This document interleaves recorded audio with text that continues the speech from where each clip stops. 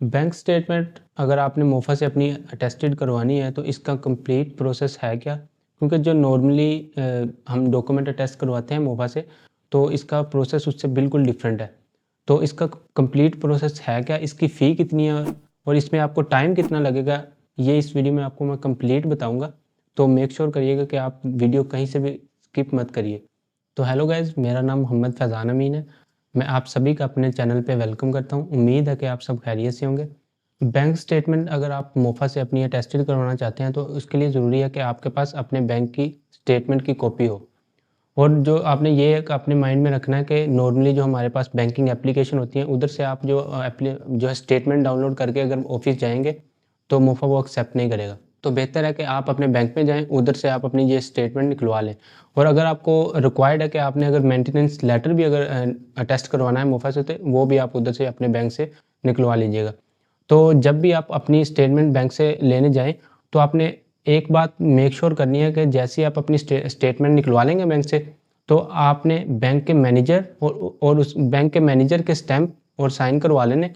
और उसके साथ-साथ आपने जो ऑपरेशन मैनेजर होगा बैंक का, उसके उसके साइन एंड स्टैम्प भी करवा लेने हैं। अगर तो आपकी स्टेटमेंट पे ये दोनों के साइन स्टैम्प नहीं होंगे, तो मोफ़ा आपकी स्टेटमेंट एक्सेप्ट नहीं करेगा। तो आपने ये मेक श्योर लाज़मी करना है कि आप जब भी अपनी स्टेटमेंट बैंक से लें, रिसीव करें या आप निकलवाएँ, तो आपने जो बैंक का मैनेजर होगा, उसके साइन स्टैम्प एंड जो आपका बैंक का ऑपरेशन मैनेजर होगा, उसके साइन स्टैम्प आपने लाज़मी करवा लेने हैं। मोफ़ा ऑफ़िस जाने से पहले आपने एक मेक श्योर बात करनी है कि आपकी स्टेटमेंट के कितने भी पेजेज़ हैं, चाहे वो 3 पेजेज़ की है, 4 पेजेज़ की, जितने भी पेजेज़ की है। तो आपने ये मेक श्योर करना है कि आपके जितने भी पेज होंगे, उसके आपने 2 सेट बनवा लेने हैं। और साथ ही आपने अपने आईडी कार्ड, जो आपका ओरिजिनल आईडी कार्ड होगा, उसके साथ 2 कॉपियाँ करवा लेनी है। तो आप जब ऑफ़िस जाएँगे तो आपके पास एक आपकी ओरिजिनल जो होगी स्टेटमेंट वो होगी, और साथ आपके पास 2 सेट होंगे, जिसमें 2 आईडी कार्ड की कॉपीज़ भी आपकी होंगी। तो आप जब आप वो ऑफ़िस के अंदर एंटर होंगे, तो आप सीधा जाएँगे पोस्ट ऑफ़िस के पास। तो उधर काफ़ी पहले अगर तो टाइमली चले जाएँगे तो आपकी जल्दी बारी आ जाएगी, अगर आप लेट जाएँगे तो आपको लंबी-लंबी लाइनें पहले से मिलेंगी। तो आपने जो सबसे लेफ्ट वाला ट्रैक होगा वो लेडीज़ का होगा, और जो राइट वाला ट्रैक होगा वो मेंस का होगा। तो जब आपकी बारी आएगी, आपने उनको बताना है कि मैंने अपनी जो बैंक स्टेटमेंट अटैच करवानी है। फर्स्ट जो विंडो होगी लेफ्ट साइड वाली, वो लेडीज़ के डॉक्यूमेंट रिसीव करते हैं, और जो सेकंड और थर्ड विंडो है राइट वाली, तो वो मेंस के डॉक्यूमेंट रिसीव करते हैं। तो जैसे ही आपकी बारी आएगी, आपने उनको कहना कि मैंने अपनी बैंक स्टेटमेंट या मेंटेनेंस लेटर अगर आपने अटैच करवाना है, तो आपने उनको बता देना कि मैंने अपना बैंक स्टेटमेंट या मेंटेनेंस लेटर अटैच करवाना है। तो वो आपको कहेंगे, तो वो आपसे दोनों कॉपीज़ के सेट होंगे, जिसमें आपकी 2 बैंक स्टेटमेंट की कॉपीज़ और 2 आपके आईडी कार्ड की कॉपीज़, वो आपसे रख लेंगे।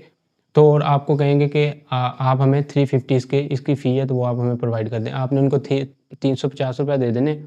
₹350 देने के बाद आपने ये मेक श्योर करना है कि आपको जो है जो ओरिजिनल बैंक स्टेटमेंट है, वो आपके पास ही रहेगी। तो वो आपसे वो रिसीव नहीं करेंगे। उन्होंने आपके जो सेट होंगे वो रिसीव कर लिए दोनों। दोनों वो इसलिए रिसीव करते हैं कि एक उन्होंने अपने पास रखना होता है, दूसरा वो आपके बैंक को डिस्पैच कर देते हैं। जैसे वो आपसे ये डॉक्यूमेंट्स रख लेंगे, तो वो आपको कहेंगे कि आपको मोस्टली ये 1 वीक का टाइम देंगे। तो कहेंगे कि आप 1 वीक के अंदर आपको आपके बैंक को जो है ना, हम वेरिफ़िकेशन ईमेल सेंड कर देंगे।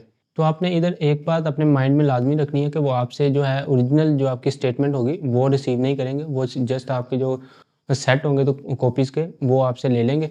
तो ये आपने सारी चीज़ें सबमिट करवा के वापस आ जाना है। तो आपने 1-2 दिन बाद अपने जिस बैंक में आपका अकाउंट होगा, आपने उधर जाना है। उधर जाके आप उनको कहेंगे कि मेरा ये अकाउंट है, इस पे मोफ़ा की तरफ से वेरिफ़िकेशन या अटेस्टेशन की ईमेल आई होगी। तो वो चेक करेंगे, अगर तो उनके पास ईमेल आई हुई तो वो आपको बता देंगे, और अगर ना भी आई हुई तो वो आपको बताएँगे। तो आपने ये नेक्स्ट डे जाना है, तो उनसे दोबारा फिर ये कन्फर्म करना है जब तक कि आप मतलब कि उनको ईमेल रिसीव ना हो जाए। अगर तो आपके बैंक को ईमेल रिसीव हो गई है, तो वो आपने मेक श्योर ये करना है कि आपने उनको कहना है कि अब जो है आप इनको कन्फर्मेशन ईमेल कर दें। मतलब बैंक को आपने कहना है कि आप कन्फर्मेशन ईमेल आप मोफ़ा को दोबारा सेंड कर दें।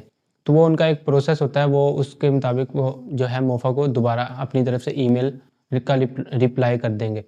तो आपने ये अपने माइंड में लाज़मी रखना है, जैसे जब भी उनको ईमेल रिसीव होगी, तो आपने कन्फर्मेशन ईमेल लाज़मी करवानी है, क्योंकि इसके बगैर मोफ़ा जो आपका नेक्स्ट प्रोसेस स्टार्ट नहीं करेंगे। तो आपने मेक श्योर ये करना है कि आपने कंफर्मेशन ईमेल अब अपने बैंक से मोफ़ा को लाज़मी करवानी है। अब आपके बैंक को ईमेल भी रिसीव होगी और उन्होंने ईमेल बैक भी मोफ़ा को कर दी।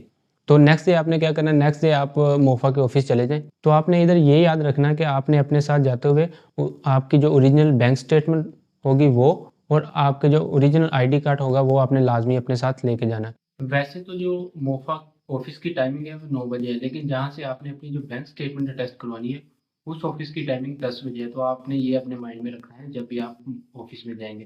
तो जैसे ही आप ऑफ़िस में एंटर होंगे, मोफ़ा ऑफ़िस के अंदर एंटर होंगे, तो आपने ट्रैक जो बनाओगे ना मेंस और वुमेन्स का, तो उधर आपने नहीं जाना। आपने उस ट्रैक के बिल्कुल साथ अगर आप देखेंगे राइट साइड पे तो एक बिल्डिंग है, तो जहाँ बाहर गार्ड्स भी, सिक्योरिटी वगैरह भी खड़ी होती है, तो आपने उस उधर जाना है। तो वो बिल्कुल आप अगर आप देखेंगे ट्रैक के बिल्कुल साथ बिल्डिंग है, तो आपने उस बिल्डिंग के अंदर जाना है। उधर से आपकी ये अटेस्टेशन होनी है। तो आपको अब इसके लिए दोबारा लाइनों में लगने की ज़रूरत नहीं, ना आपको टोकन या इसके लिए मतलब कि कोई भी इस तरह की चीज़ आपको नहीं चाहिए होगी। अब आपने सीधा उस बिल्डिंग के अंदर चले जाना है। जैसे ही आप उस बिल्डिंग में जाएँगे तो गार्ड्स आपको चेक करेंगे, तो गार्ड्स को आपने बता देना है कि मैंने जो है अपनी बैंक स्टेटमेंट वो अटैच करवानी है, तो फिर वो आपको अंदर जाने देंगे। जैसे आप बिल्डिंग के अंदर एंटर होंगे तो बिल्कुल लेफ्ट साइड पे एक रूम है, तो आपने उस रूम में चले जाना है। डोर नॉक करके आप जैसे ही अंदर जाएँगे, तो उधर जो भी एक पर्सन बैठा होगा, आपने उसको अपनी जो है ओरिजिनल स्टेटमेंट पकड़ानी है और आपने उसको बताना है कि इस अकाउंट के अगेंस्ट आपको मेरे बैंक की तरफ से ईमेल भी आई होगी। तो वो चेक करेगा अपने सिस्टम में, अगर तो आपको ईमेल उसको ईमेल रिसीव होगी, देन वो आपको एक फॉर्म दे देगा। और अगर उसको ये ईमेल रिसीव ना हुई हुई, तो देन वो आपको कहेगा कि पहले आप अपने बैंक से कंफर्मेशन ईमेल हमें सेंड करवाएँ। जैसा कि मैंने आपको वीडियो में पहले भी बताया कि आपने अपने बैंक से जो कंफर्मेशन ईमेल है वो मोफ़ा को लाज़मी करवानी है। अगर उनको ईमेल रिसीव हुई होगी तो फिर वो आपको एक वेरिफ़िकेशन फॉर्म देंगे, वो एक पेज सा होगा वो आपको दे देंगे। तो वो पेज आपने लेना है और पेज के साथ आपने अपनी जो है उसको आपने जो अपनी स्टेटमेंट दी होगी वो आपने ओरिजिनल स्टेटमेंट आपने लेकर आपने ऑफ़िस से बाहर आ जाना है। अब जैसे ही आप ऑफ़िस से बाहर निकलेंगे तो आपको सीढ़ियाँ नज़र आएँगी, आपने वो सीढ़ियाँ चढ़ के ऊपर चले जाना है। अगर फिर भी आपको कुछ समझ ना आए उधर, तो गार्ड्स खड़े होते हैं उधर बाहर, तो आप उनसे भी पूछ सकते हैं, तो वो भी आपको कंप्लीट गाइड कर देंगे। जैसे ही आप ऊपर जाएँगे तो आपने लेफ्ट होके सीधा चले जाना है, आप सीधा लास्ट पे जाएँगे तो आपको ना प्रोसेसिंग रूम नज़र आएगा उधर, बाहर कमरों के ऊपर ना लिखा भी होता है प्रोसेसिंग रूम, आपने उस रूम के अंदर चले जाना है। जैसे आप रूम के अंदर एंटर होंगे, तो राइट होके आपने बिल्कुल लास्ट पे जाना है, बियर्ड वाला उधर एक पर्सन सा बैठा होगा। तो अगर आपने सिंपल अपनी स्टेटमेंट टेस्ट करवानी है, वो आप उसे सबमिट करवा दें। अगर स्टेटमेंट के साथ आपने अपना मेंटेनेंस लेटर भी अटैच करवाना है, तो वो आप उसको सबमिट करवा देंगे। देन वो आपको 2 से 3 बजे का मोस्टली टाइम देते हैं वो। तो वो टाइम देगा कि आपने इस टाइम पे आके हमारे से जो अपनी स्टेटमेंट रिसीव कर लेनी है। तो जब जो उन्होंने आपको टाइम दिया होगा, वो आपने जहाँ आपने अपनी स्टेटमेंट सबमिट करवाई होगी, तो आपने उधर जाके दोबारा रिसीव करनी है आपने अपनी स्टेटमेंट। जो टाइम उन्होंने आपको बताया होगा आपने उस टाइम पे जाना है रिसीविंग के लिए अपनी स्टेटमेंट। तो वो आपसे फिर पर स्टेटमेंट के 200 चार्ज करेंगे। वो क्यों चार्ज करते हैं, अगर आप मेरी स्क्रीन पर भी इधर देख रहे होंगे कि जो स्टैम्प वगैरह लगाई होती है उन्होंने पोस्ट ऑफिस से लेके, तो वो उसके वो आपसे 200 लेते हैं। तो आपने उनको 200 दे देने पर स्टेटमेंट के, अगर आपकी स्टेटमेंट या मेंटेनेंस लेटर है उस हिसाब से आपके पैसे चार्ज करेंगे। जैसे ही आप 200 उनको पे करेंगे तो आपको जो अटेस्टेड आपकी जो स्टेटमेंट है वो आपको रिटर्न कर देंगे। अटेस्ट इस तरह से होती है जिस तरह ये आप मेरी स्क्रीन पर भी देख रहे हैं, एक ग्रीन स्टैंप लगी हुई है और साथ एक क्यूआर कोड लगाया हुआ है। तो आपने ये वेरीफाई कर लेना है। अब आपने अपनी जो अटेस्टेड स्टेटमेंट है वो रिसीव कर दी एंड दैट्स इट। ये कंप्लीट प्रोसेस था। अगर आपने जो अपनी बैंक स्टेटमेंट मोफा से अटेस्टेड करवानी है। अगर आपको इस वीडियो में कुछ भी कोई भी चीज़ या कोई भी पॉइंट आपको इस वीडियो में समझ नहीं आया, तो आप मुझे डायरेक्ट कमेंट करें वीडियो के नीचे, मैं इसका रिप्लाई आपको इंशाल्लाह ज़रूर करूँगा। नहीं तो आपको मेरी स्क्रीन पे इधर शो भी हो रहा होगा मेरा इंस्टाग्राम, आप डायरेक्ट मुझे उधर टेक्स्ट करें, मैं उधर भी अवेलेबल होता हूँ। तो उधर आपको मैं इंशाल्लाह जो भी आपके क्वेश्चन होंगे वो क्लियर करवा दूँगा। तो मुझे उम्मीद है कि आपको इस वीडियो से काफ़ी हेल्प मिली होगी। अगर तो आपको मेरी ये वीडियो हेल्पफुल लगी है, तो आप मेरी इस वीडियो को लाइक भी करें, अपने फ्रेंड्स एंड फैमिली के साथ शेयर भी करें और मेरे चैनल को भी लाजमी सब्सक्राइब कर लें, क्योंकि आपको इस तरह की इन्फॉर्मेटिव वीडियो इसी चैनल पे इन फ्यूचर मिलती रहेंगी। तो मेक श्योर करिएगा आप चैनल को सब्सक्राइब भी लाजमी कर लें। तो मुझे अपनी दुआ में याद रखिएगा। तो मिलते हैं हम ऐसी नई इन्फॉर्मेटिव वीडियो के साथ, तब तक के लिए दें मुझे इजाज़त। अल्लाह हाफ़िज़, अस्सलाम वालेकुम।